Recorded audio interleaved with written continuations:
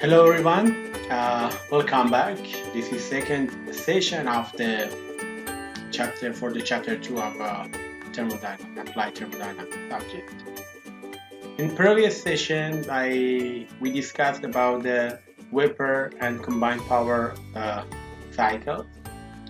I reviewed some basic concept about the cycle processes, TS diagram of steam or water, and also we discussed about the Carnot cycle as a possible cycle for this vapor power cycle.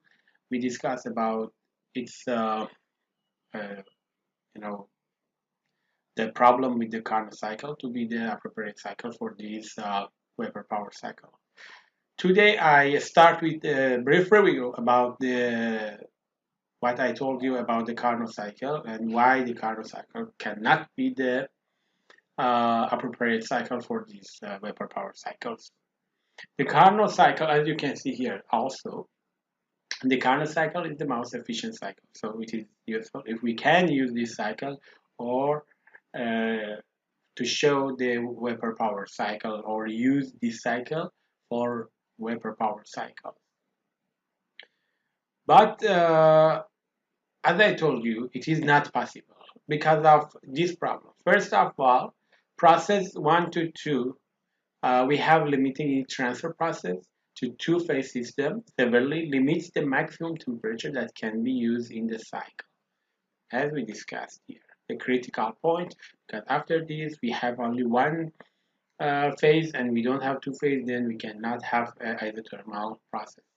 For more detail, you can also refer to the previous session video. And process 2 to 3, the turbine cannot handle steam with a high moisture content. We discussed about that. It causes some wear impingement on the turbine blade, then uh, wearing off the blade. And also process 421, it is not practical to design a compressor that can handle two phases because as you can see here we have two-phase liquid and also the vapor. However, we can change it to cycle B to remove some of this problem. For example, here we have only one phase, here we have only one phase, no liquid. But as you can see here, the temperature is much higher than the critical point of the water, and and also as you can see here, this isentropic compression will experience an extremely high pressure and also as a thermal heat transfer at variable pressure, as you can see. So this process, this form of the Carnot cycle for vapor power cycle is not also applicable. So which type of the cycle we can use? Today I will introduce you a new type of cycle, which we call them that Rankine cycle, which is the ideal cycle for vapor power cycle. In this cycle, many of the impracticalities which is associated with the Carnot cycle for vapor power cycle is eliminated by superheating the steam. You will see. These two problems, superheating the steam and condensing it completely, will eliminate those problems which we had for the Carnot cycle for this vapor power cycle. Moreover, this cycle, which is Rankine cycle, is our ideal cycle with for the vapor power plant. And the other thing about this cycle is this one, which is not, it does not involve any irreversibility or internal irreversibility. Let's see what are the components and how is the the TS diagram for uh, this cycle. Here you can see the a simple ideal Rankine cycle. You can see four main components of uh, vapor power cycle or Rankine cycle. Here we have pump, boiler, turbine, and condenser. You can see here water will enters as saturated liquid. So here is only liquid to the pump. Pump will pressurize it. Then it will introduce it to the boiler. In boiler, it will receive the temperature or thermal energy. It will change from liquid to the gas. Then this water is changed from liquid to the superheated vapor. So liquid come to the boiler, superheated vapor will uh, leave the boiler. Then this superheated vapor will go to the third component, which is a turbine. It will force the blade of the turbine, and turbine will produce some revolution in the shaft, which we call that work, which is done by turbine, or W turbine, which is output of the system. Then vapor and steam, because after this, in turbine the pressure will reduce, temperature will reduce, then vapor expands and steam enters condenser after turbine. This is fourth component of this Rankine cycle. Its temperature will release to a sink or something, and it will again condense from vapor or steam to the liquid. And this cycle will goes on. This liquid again will introduce to the pump. This is Rankine cycle, which has four main components, as you can see here.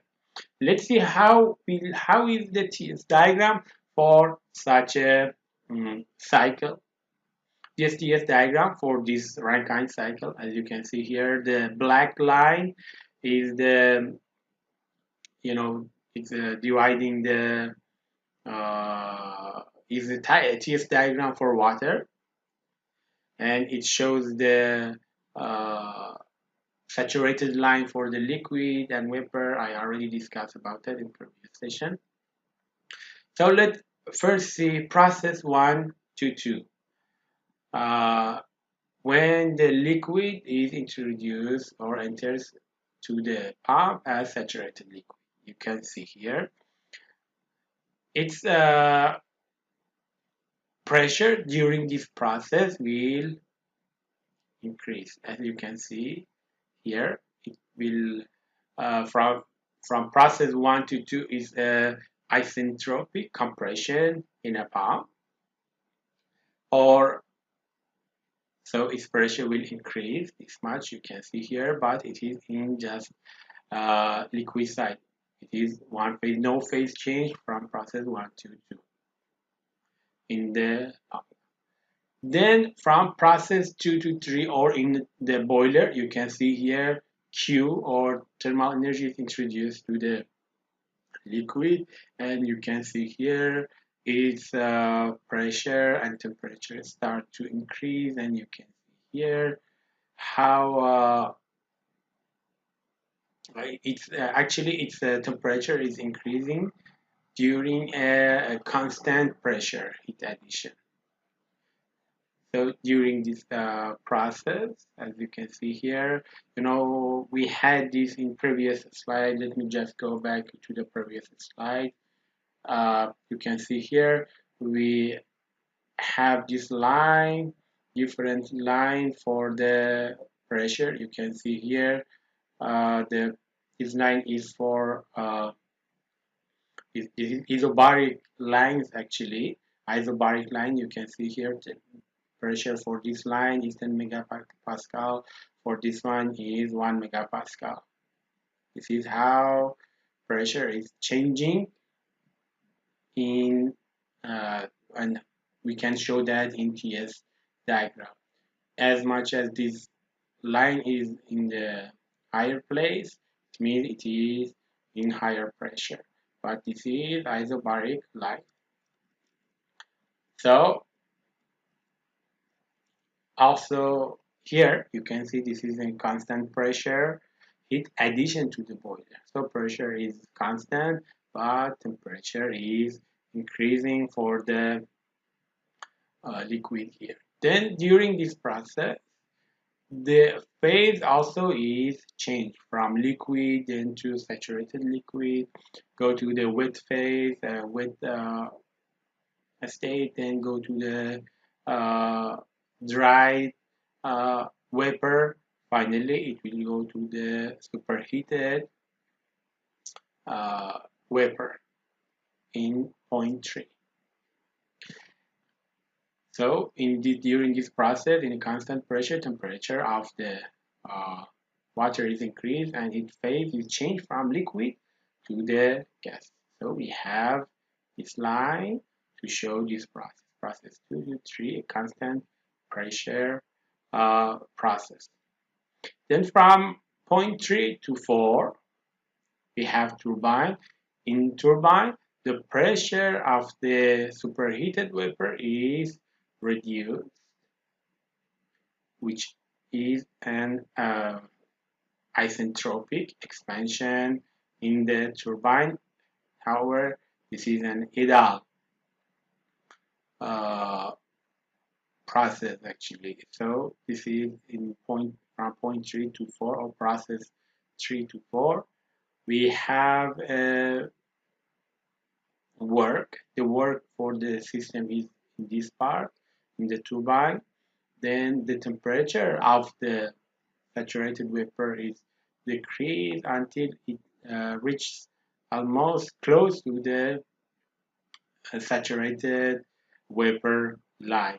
You can see still we have some moisture in for a state 4 for the turbine that wearing process can happen, but it is very small part of this isentropic process. If we compare with this one, you can see completely in the uh, two phase or wet uh, vapor area.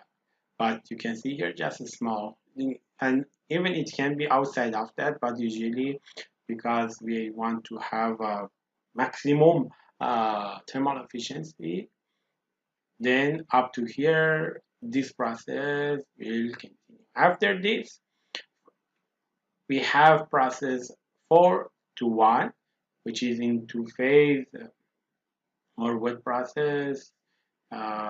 We use a sink to remove the temperature of the system or thermal energy of the system, which is again a constant pressure heat rejection in a condenser. So this process is a constant pressure heat rejection process, which during that the thermal energy of system will release. And as you can see here, it starts from almost saturated vapor to the saturated liquid. So this in the condenser, the phase also is changed from almost vapor to the liquid. And this cycle starts again in for the and in this process, and then again process 1 to 2, and start our this process to have this cycle for a vapor power plant actually. So this is what we have for a Rankine cycle, the different component and process. We have one isentropic compressor, one constant pressure heat addition, one isentropic expansion, one constant pressure heat rejection. So two isentropic compression and two constant pressure heat addition and rejection, or two constant pressure. So the difference between these and the Carnot cycle you can see here are mainly these two constant pressure processes. Many of the plants in different countries are using this method or this cycle, Rankine power cycle, to produce electricity to fulfill requirement of uh, society and industry. This is one example for the power plant in Manjung in Malaysia. Maybe familiar for you. They use this method. And if you notice uh, for this kind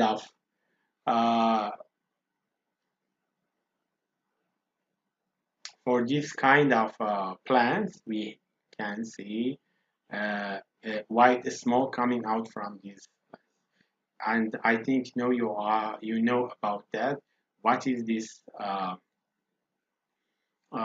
white smoke and from the power plant? Now you are familiar with the Rankine cycle and how it is useful uh, for to study vapor power cycle and to be used for vapor power cycle, which we have phase change for them. Then now we can do an energy analysis for an ideal Rankine cycle to see how is the energy flow for this kind of cycle. First of all, if you may notice that for all of the four main components of the Rankine cycle, I mean pump, boiler, turbine, and condenser, for all of them, we have a steady flow. And all of them are steady flow devices. So we can analyze the system, the cycle, as a steady flow processes. I mean for each one of the processes, process 1 to 2 to 2 to 3, 3 to 4, 4 to 1. All of these four processes can be studied as a steady flow process. Moreover, the kinetic and potential energy changes of the steam are usually small relative to the work and heat transfer terms and therefore usually neglected. It means what we have here, the work we have in turbine and work which we can get from this cycle is in turbine, and the work which we should give to the system is in pump, and also we have heat transfer in boiler and condenser. These energy transfers for these uh, components, devices, is much higher than the change in the kinetic and potential energy for the steam as the working fluid in these processes. So we can neglect um, work, we can neglect kinetic and potential energy changes during this process. They have changes for the kinetic energy because we have a movement of the fluid, but its amount, the changes in the kinetic energy and also potential energy compared to these heat transfer and also the work is negligible. So in our calculation, we neglect those uh, change in the energies. Then the study flow energy equation per unit mass of steam reduced to this equation. As you notice here, we have Q in. This is the general equation actually. If you refer back to the thermodynamics, you can find this. This is energy balance of the system. The energy can come to the system or go out from the system with different forms, in which it can be thermal energy or work, which this energy transfer is equal to change in the enthalpy of the system. What is enthalpy or a specific enthalpy? Specific enthalpy is the sum of the internal energy. Internal energy means the energy which is related for example, chemical. Uh, it is divided to two different categories as macroscopic and microscopic energies.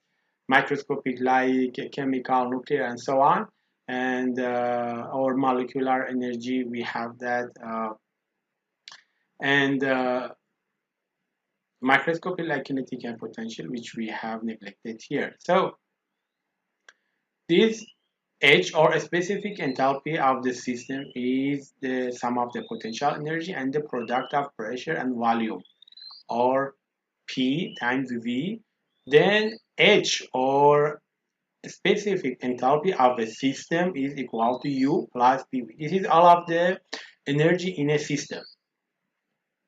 So if we have change in the energy of the system, then we can use just easily use this equation, or this one actually, to find the change in the enthalpy of the system.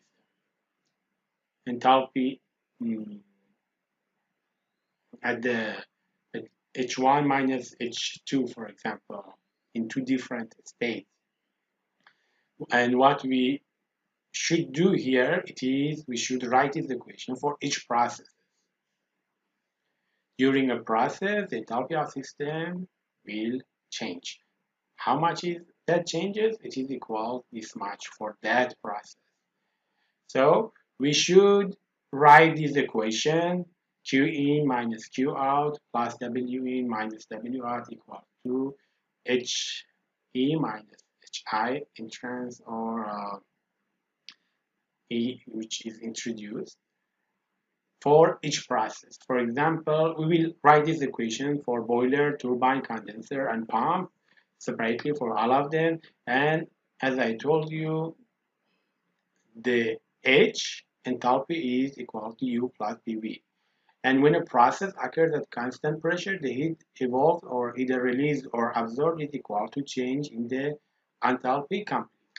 So if we don't have any change in the pressure of the system, only the change in the uh, enthalpy of the system is only change in the internal energy of the system. Okay, so let's write this equation. We should write this equation for all of these four processes. Just remember this equation for all of these four processes. The boiler and condenser do not involve any work. So here, if I go back to this equation, so this term will be 0. And the pump and the turbine are assumed to be isentropic. Then the conservation, isentropic means adiabatic. So for the turbine and pump, Q is, this term will be 0. The change in the Q is 0 for pump and turbine. Change in the work for the boiler and condenser will be 0. So for pump, if we rewrite that equation, we will have something like this. Let's see the pump. We have only the change in the work, or W2 minus W1 will be equal to W pump in, which is the changes in the W, or W which is introduced to the system during this process, which is equal to H2 minus H1 enthalpy. H2 minus H1, H2 minus H1. And we can rewrite this H2 minus H1, as I told you, H is equal to U plus PV. Here, because as I told you, there isn't any change in the kinetic and potential energy, and also we don't have any reaction to change its chemical energy. The change in the U will be 0. To this equation is like this: H2 minus H1 is like this: U1, P1, V1, my, or 2, I can write like this: U2 plus U1 plus P1, V1. But as I said, U1, U2 and U1 are same. And also, we don't have any change in the volume. Only in the pump, only pressure is changed. So V2 and V1 are same, as we can just write V. So this equation will be simplified like this. The change, the work which is produced or introduced to the system, is equal to volume times change in the pressure in the pump, P2 minus P1. So this is the energy balance equation for the pump. Okay, and where you can find this H1 and H2 and so on. H1, as you can see here, H1 is a saturated, uh, is unsaturated liquid. I will show you later in an example. You can go to different table and find the enthalpy for saturated fuel at different pressure. So H1 we can find from the table according to the pressure which we have here for saturated fuel. And what about V1? Also for V1 because it is saturated fuel on the saturated line actually we can again go to the table and find the VF or volume of the saturated fuel, saturated water or uh, saturated steam or saturated water here on this line from the table for pressure for the P1 which is the pressure which is given mainly in different problems. So H1 we know and also we can find from the table. By knowing this information also we can understand and find H2.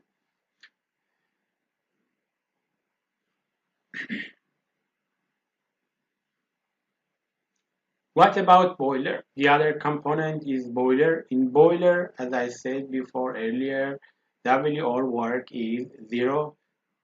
Only changes in the system is uh, the change in the heat or thermal energy of the system. Q in for this process 2 to 3, we have Q in, or we can write this Q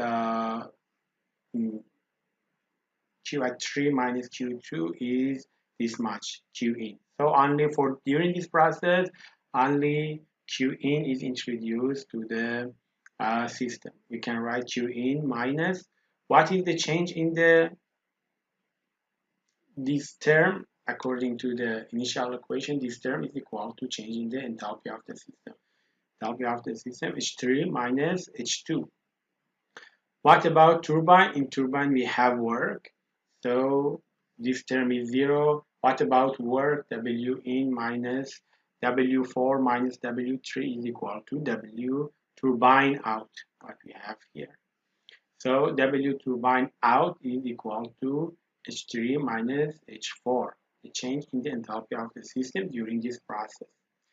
You know, you can write like this H3 minus H4 or H4 minus H3. The only thing is changed during this is the sign here because W is going out of the system. W it should be like this: negative W turbine is equal to H4 minus H3, like this. That's out equal to H4 minus H3. But because the sign here is negative, we just multiply by negative both sides. It changed to this one. So W turbine out or the work output work of the cycle is equal to H3 minus H4 enthalpy of these two places. And in the condenser process 4 to 1, we have only change in the thermal energy or heat of the system. So here we have Q out. Q out is equal to H4 minus H1, changing the enthalpy of the system for that process. So Q out equal to H4 minus H1. So you can see here we have written all of the equation for energy balance for all of the components. Then by knowing this calculation, we can calculate the thermal efficiency of Rankine cycle. If I think you have already seen this equation for the gas power cycle, for vapor power cycle, again, we should divide the to find the thermal efficiency of the cycle by division of the by dividing the work which we can get from the system, or W net, divided by the energy which is given to the system, or QE. Or simply we can rewrite this equation like this, which is equal to 1 minus Q out divided by Q in. And as you can see here, again, the thermal efficiency of the vapor power cycle or ideal Rankine cycle still is dependent on the energy which is given to the system and energy which we can get from the system. Then Q out, bigger Q out, higher temperature we can give to the system. And this is also the maximum and minimum temperature of the system. As much as this range is higher, the thermal efficiency is also for the cycle is also higher. And as you notice from the previous slide, W net is equal to Q in minus Q out, and also is equal to W turbine out minus W pump in, which this thermal efficiency is also ratio of the area enclosed by the cycle on TS diagram to the area which is under the heat addition process, this part. All of this area divided by this area. And in US, usually to express the efficiency of these power plants, we use another concept, which is heat rate, which is the amount of heat supplied in BTU. BTU is the unit of the energy to generate 1 kilowatt hour of electricity. So in US, usually the thermal efficiency is calculated by this equation, which is in terms of BTU. 3,412 BTU per kilowatt hour divided by heat rate, which heat rate is the amount of heat supplied in BTU to generate 1 kilowatt of electricity. This is another unit to calculate thermal efficiency of power plants. And you can see here, as I told you in previous session, we have different methods to produce to use this vapor power cycle, and the difference between them is according to the source to produce that thermal energy for the boiler. As you can see here, we have coal, gas, hydro, diesel, and biomass, and you can see here how much of that come from the which sources.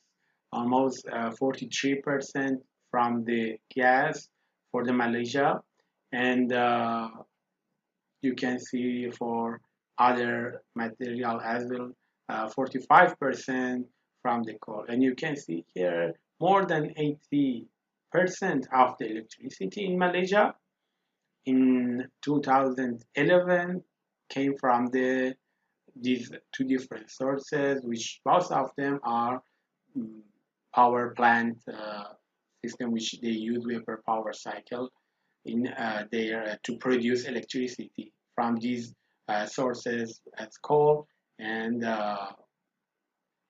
gas.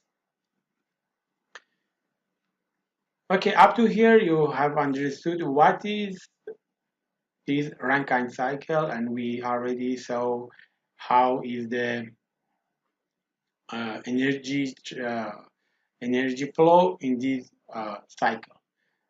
Now let's see an example to see how we can use those equations to calculate thermal efficiency of these cycles, which is mainly used in different power plants. Here we have an example to show how is the thermal efficiency of a simple ideal Rankine cycle. Okay, here we have a steam power plant which is operating on the simple ideal Rankine cycle. steam enters the turbine at 3 megapascal. So the pressure at the entrance of the turbine is 3 megapascal, and its temperature is 350 degrees Celsius. And this the pressure of this steam in the condenser is 25 kilopascal. What we should determine is the thermal efficiency of this cycle. First of all, let's just review what we know about the Rankine cycle. First of all the time, for all of the cycles, you should know the basic diagram for that. As we seen in previous slides, the TS diagram for a simple Rankine cycle is like this, what you can see here, to constant pressure process and to isentropic process. And its TS diagram is something like this, what you can see here. And also, you should know different components of the Rankine cycle. If you remember, we have 4 different main components for the Rankine cycle, which are pump, boiler, turbine, and condenser. And you can see the flow. How is it in the cycle? The liquid, the water go to the pump, then from pump go to the boiler, from boiler goes to the turbine, and then to condenser again, and finally again to the pump. Okay, the information which we have, and as you can see here, we have 4 different process and 4 different states in this cycle. State 1, state 2, state 3, and state 4, which are according to these 4 different processes. Okay, so this diagram is really important to understand the calculation and the parameter which we have here. Okay, to solve this, as you can see here, the solution, what we should do is to find the thermal efficiency of a cycle, Rankine, simple ideal Rankine cycle. The assumption, if you remember in previous slides, I told you about that, which we should have steady operating condition for simple ideal Rankine cycle to have this cycle actually. And also kinetic and potential energy changes we assume are negligible. Why? Because we are going to use the equation which I have already introduced you for simple ideal Rankine cycle. So these 2 assumptions are important to which enable us to use the equation which I have already introduced to you for energy analysis of the analysis of energy of the Rankine cycle. Okay, the schematic of the power plant in TS diagram is like what I have presented here. And you can notice that the pump and turbine, how is located these 2, how is the process 1 to 2 is isentropic, then it means S1 or entropy, specific entropy for point 1 and 2 is same. And also we have isentropic process here 3 to 4, then it means the specific entropy for point 3 and 4 is also are equal. And also you should notice that there is no pressure drop in the boiler and condenser. So pressure before boiler and after that is equal. So P2 is equal to P3. And also pressure before and after condenser are also equal. It means P4 is equal to P1. This is also important. First, what we should do, we are going to calculate the thermal efficiency of the system. If you remember, we had the equation for thermal efficiency. Let me just go to that equation to show you. This equation, do you remember this equation? We should use this equation to find out how much is the thermal efficiency of this cycle.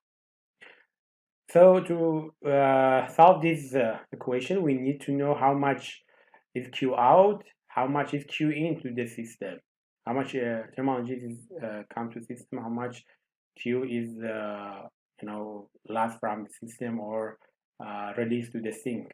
So we need to know Q out and Q in. To know the Q out and Q in, according to the previous slides, you know that we need to know enthalpy for the different state of the system. Q in is in process 2 to 3. So the Q in is equal to change in the enthalpy from point to 3, H3 minus H2. And Q out is in the condenser, and it is equal to change in the enthalpy of the working fluid in this process. So which means H4 minus H1. How about H3, H2, H4, H1? Do we have these enthalpies? Okay, let's see if we have those enthalpies or not. This is the method which I like to solve the problems actually, to know, to not just start to write the equation. First, we should know what we are going to find. Then we can start find, the unknown one by one. Okay, first, let's see. So to solve this, we need to have H1, H2, H3, and H4. Okay, let's start if we have those information. Okay, this specific enthalpy, how we can find a specific enthalpy.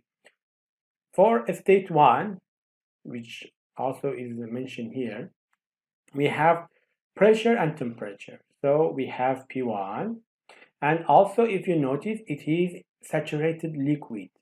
It is on the line of saturated liquid. So we have pressure for the working fluid, which is the water, and it is saturated liquid.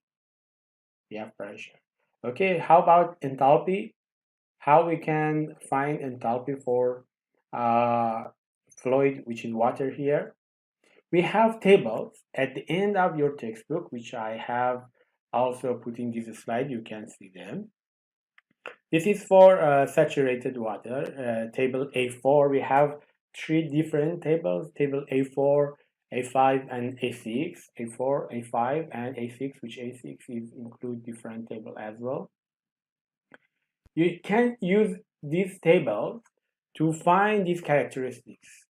Okay, this one, table A4, is for saturated water, and these characteristics like specific volume, internal energy, enthalpy, and entropy can be found in this table by information about its temperature. Here you can see, for example, for when temperature of water is 205 degrees Celsius, then you can see how much is specific volume for saturated liquid, how much is the this specific volume for saturated vapor. You can see also for internal energy and enthalpy. What we are going to find for this problem is for saturated liquid, or HF. And what we have here is temperature. No, it is pressure. Okay, so this table is for temperature, and this table is those characteristics of the water for saturated water when we have pressure. Okay, how much is the pressure in our question? It is 75 kilopascal. Okay, for this pressure, 75 kilopascal, the enthalpy for the saturated liquid is 384.44. So we found this HF, or enthalpy, specific enthalpy for saturated liquid of water. You can see here, okay, same we have here. And also we can find a specific volume. for this state 1 we have pressure, specific volume also is mentioned here, specific volume for saturated liquid. How much is it? Okay, here it is, 0.001 something. Okay, let's see if we found it correctly. Okay, you can see. So by knowing this information, P1 pressure, and knowing that for P1 we have, or we are in the saturated, we know this is in saturated liquid because it is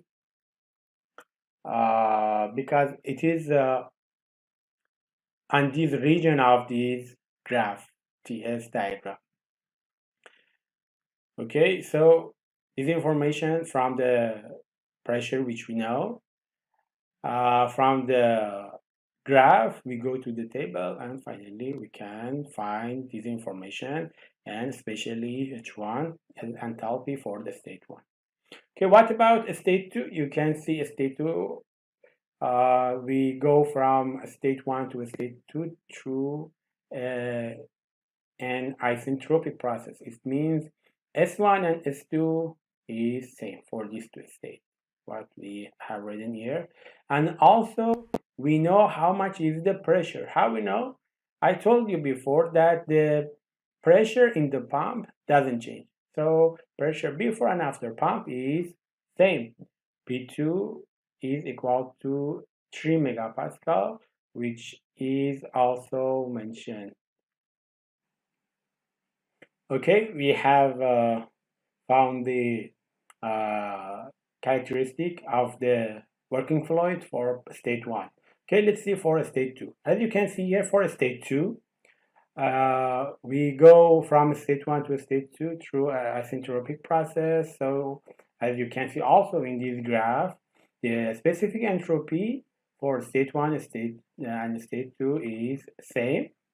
And also it is mentioned that the pressure steam entered the turbine at 3 megapascal. It means displaced.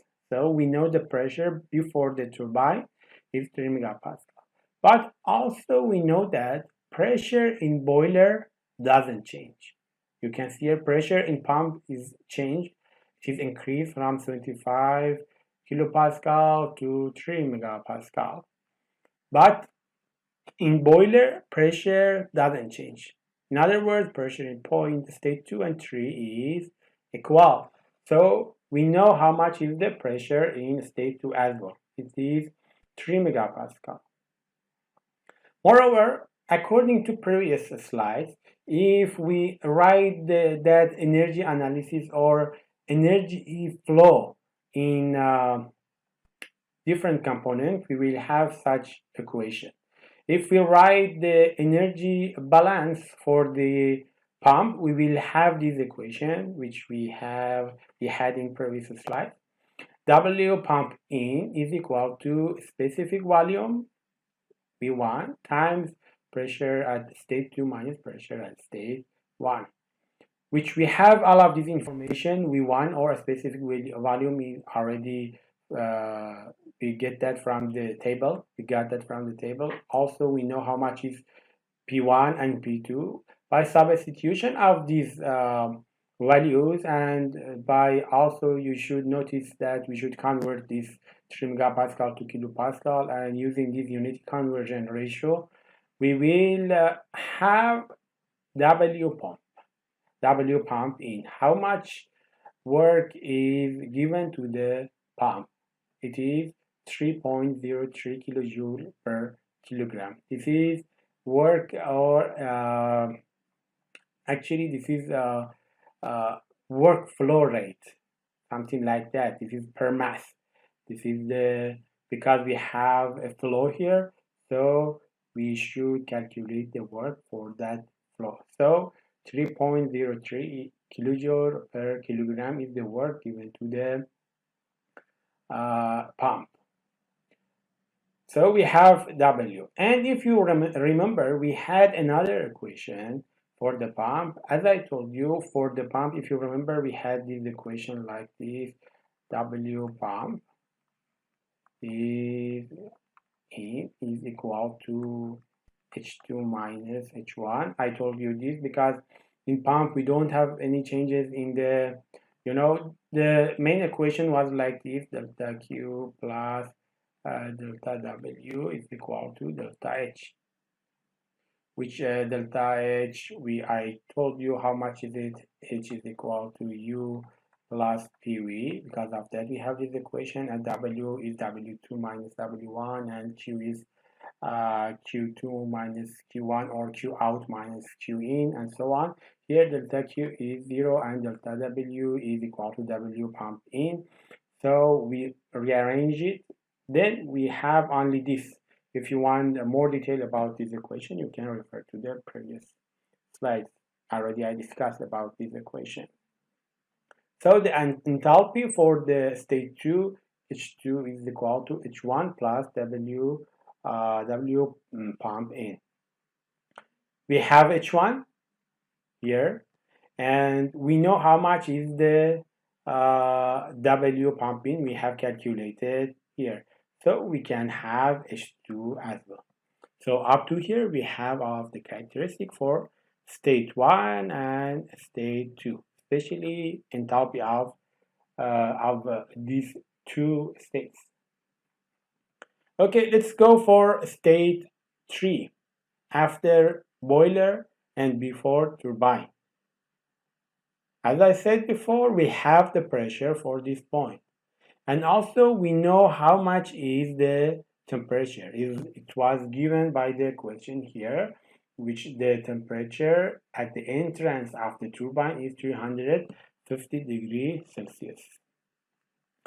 And you can see here the point 3 is in superheated area or region. So by this information, which we know that how much is the pressure of the working fluid in this state, how much is the temperature of the water or working fluid, which here is the steam. By knowing this information, and by also we know that it is in superheated region, we should again go to those tables. Okay, here we have different tables. This is for saturated water, this is for saturated water, but when we have pressure, here is superheated water. This is the table which we should use that. What we have in this table, again those characteristics. Here you can see we don't have anything for liquid. This is only one, if you compare these two tables. Here we have VF, VG, UF, UFG, UG, something like that for the saturated liquid, for evaporated, for saturated vapor. But here, because it is superheated water, it means we have only one phase, which is gas phase. Then VUHS as a specific volume, specific internal energy, a specific enthalpy, and a specific entropy is only one value. Okay, we have the temperature and also pressure. What we have here, the temperature is 350. So 350, we should find that. But for which pressure? Pressure was 3 megapascal. Here is 0.01 and until 0.8. Okay, let's go further. Okay, I got it. Here, P or pressure is 3 megapascal. Okay, for this temperature, we should find enthalpy. Okay, so enthalpy for this temperature is this much, and other information as well. Okay, so we have enthalpy, it was like this, and also for S. Okay, S, how much is it? Or specific entropy, 6.7 something. Okay, you can see also H3 and S3 in superheated region. From the table, we found the values for them. And so we have also enthalpy for this point. We're done with this state. What about state 4? Before condenser, after turbine. Again, it is not mentioned how much, we don't have any information about this point, other than it is nothing but the pressure here before condenser is equal to after condenser. Do you remember I told you we don't have any change in the pressure in the condenser. So if the pressure after condenser is 25 kilopascal, it means before condenser also is 75 kilopascal. So we know how much is pressure for state 4. It is 75 kilopascal. And if you notice, it is in the mixture area. We call that saturated mixture area. So to find enthalpy for this point, we should use this equation. I introduced you this equation in previous session, I think. We can calculate enthalpy for this point by this equation. H4 or enthalpy in point 4 is equal to HF plus X4 times HFG. HF is the enthalpy for saturated liquid. FG is saturated enthalpy for saturated mixture actually. But how about X4? X4 means the percent of the gas or here we have a mixture of gas and liquid. X4 is the percent of the gas. But how we can find X4? HF we can find for this point. We can go to the table and find for this pressure how much is HF or enthalpy for fluid, for saturated fluid in this pressure, which is more or less equal to what we have here because 384. And also for HFG, for this pressure, we can go to the table here, temperature table, pressure table, go to the 75. Then we are looking for HFG enthalpy. Okay, enthalpy. So we have that. We found it. It is here. So we have for the mixture, enthalpy for the mixture as well. Okay, but we don't know how much is X4. But you should notice that this relationship, this equation also can be written for the entropy. So for entropy in this point, we can write something like this. Let me just erase this line. Okay. We can write something like this. S4 is equal to SF plus X4 times SFG. Okay, we have this equation and X4 is same as X4 here. Okay, so we have this equation, and the interesting thing is we have a lot of other information for this point. How much is entropy in state 4? As you noticed here, S3 and S4 are equal. Why? Because we have an isentropic process, so entropy for both of them is equal or same. Then S4 is equal to S3. We know how much is S3. Then in this equation, instead of S4, we can substitute S3 because it is same. And by rearrangement of this equation, we can write this equation to find X4. X4 is equal to S4 minus SF divided by S sub Fg or S sub or specific entropy of the saturated mixture. Then S4 is S3, we have its value. SF, we should go to the table for this pressure. We should go to the table and find SF. Okay, P4, okay, 75 kilopascal. Then how much is SF? Is here 1.2 something, 1.2 something like that. And SFG also, you should go to the table again. You can find this for this pressure. By substitution of these values, you can find x4.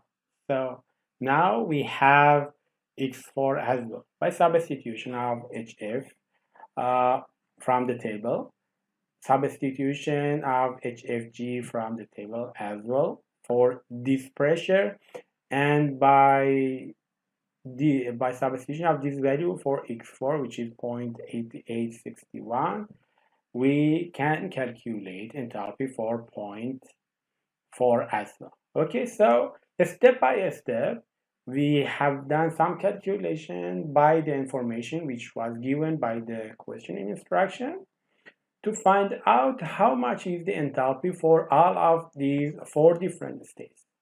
Now we have all of those enthalpies simply by the equation which I told you in the first step. We can calculate Q in and Q out. Q in is in this process and Q out in this process. Q in and this is Q out. H3 minus H2 for Q in. We have H or enthalpy, specific enthalpy for both of those two states.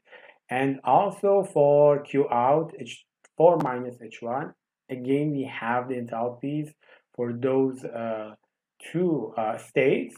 By substitution, we can calculate the Q in and Q out. And finally, by this equation, which we have to calculate the thermal efficiency of Rankine cycle, we can write 1 minus Q out divided by Q in, substitution of Q out, Q in. It will be this much. It gives us 26% thermal efficiency for this Rankine cycle. So by this method, we have calculated the thermal efficiency of this cycle. We also can use the other methods like this. We can use the amount of the work which is done by system, which we can get from this cycle at the turbine, and the work which we give to the system in the pump. Okay, so the work at turbine, we can calculate it. As I told you in previous slide, is H3 minus H4. You can see here the change in the enthalpy of the system here is equal to the work which is delivered or released by the turbine. So W turbine is equal to H3 minus H4. We have enthalpy for those two states, then it will be this much. And we have also this equation to understand how much is the W net or a network which we can get from the system. As you may know, in the cycle like Rankine system, and also we have for gas powered cycle, some of the work which we get from the turbine will goes back to run the pump. Then if we remove the work which we give to the pump from the work which is produced at turbine, we will have W net. So W net of this cycle is equal to W turbine out minus W pump in.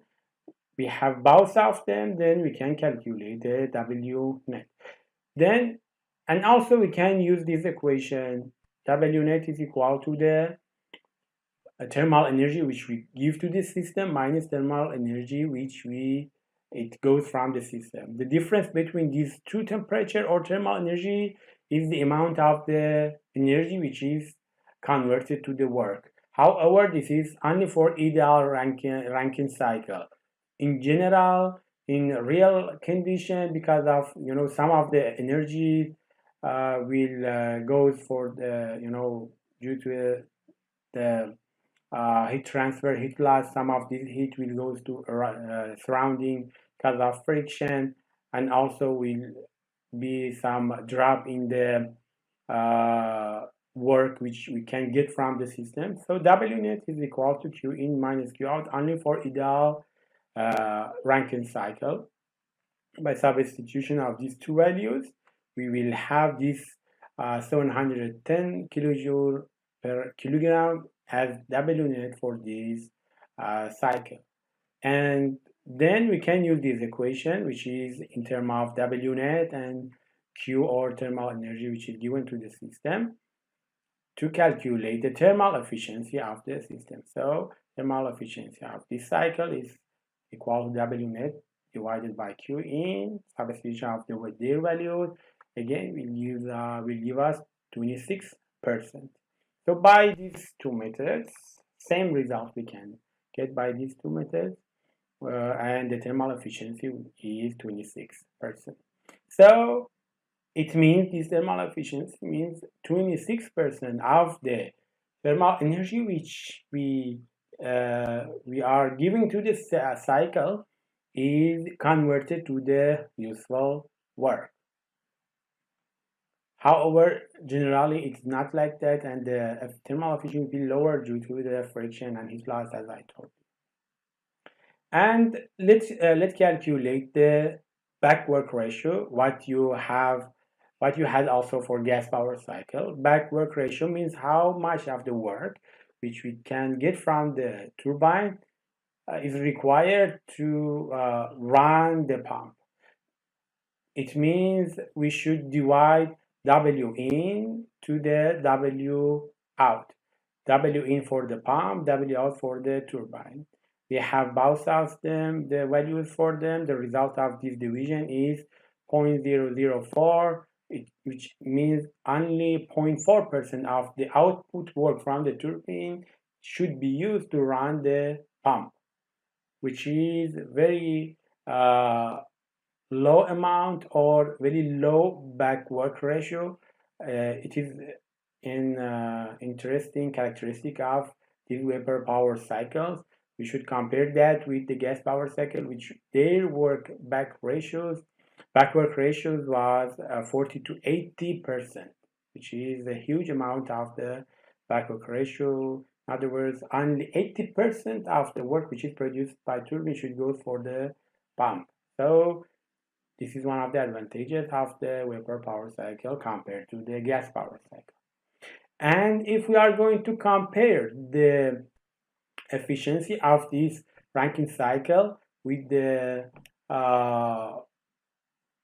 Carnot cycle, if you remember, for Carnot cycle as the ideal cycle for a liquid with working fluid which working between two different temperatures is like this, which is the maximum efficiency or thermal efficiency we can get from such a cycle, which the working fluid working between these two different temperatures, like what we have here. But it cannot work in Carnot cycle, but in an imaginary Carnot cycle, we should use this equation 1 minus T mean divided by T max. Then by substitution of the temperature which we have for T mean and T max of the system, it will be 0.41 or 41%. So thermal efficiency of Carnot cycle, which work between these two different temperature and maximum unit temperature in this example, will be 41%. And the heat loss, which we you can see difference between these two, we get from this Rankine cycle 26% thermal efficiency, but if it be a Carnot cycle, will be 41%. It means about 15% is loss. We have heat loss we have energy loss or from that maximum thermal efficiency. This is due to the large temperature difference between steam and combustion gases in the furnace. In other words, the temperature which we have to increase the temperature of the working fluid in the boiler is much higher than the temperature of the working fluid or superheated vapor in the system. In other words, the real temperature in the system in this Rankine cycle is temperature of the steam. But if we imagine it is a Carnot cycle, temperature goes for the furnace, the heat source which we have for the system. So we have also that 50% of energy loss because of that differences between the temperature of the gas in the furnace and temperature of the superheated uh, steam. Thank you very much for watching this example. I will continue our discussion about this Rankine cycle